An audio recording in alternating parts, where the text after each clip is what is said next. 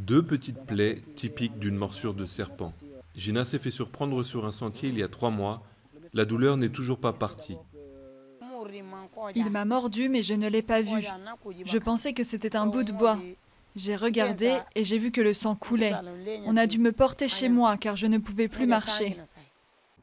D'après la Société africaine de vénimologie, près d'1 million de personnes sont mordues chaque année en Afrique et plus de 20 000 victimes n'y survivent pas.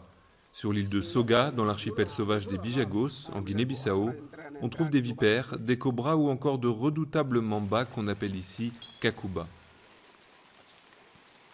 J'ai connu des gens mordus par des serpents qui en sont morts. Les kakubas sont les plus venimeux. Le plus souvent, quand ils te mordent, tu ne survis pas. Ils sont souvent dans les arbres et les feuilles de palmier. Dans cet archipel où l'on circule en pirogue, seule l'île de Boubac dispose d'un hôpital. En cas de problème grave, il faut compter plus de 5 heures pour rejoindre par la mer la capitale, Bissau. Les victimes ont donc souvent recours aux guérisseurs, à défaut d'autres choix.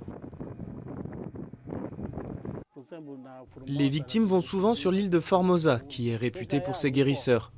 On fait tremper des racines dans de l'eau, puis on leur fait boire le breuvage. Faute de demande, des groupes pharmaceutiques ont arrêté la production de certains sérums, provoquant une hausse des prix et rendant ces traitements inabordables pour les plus démunis.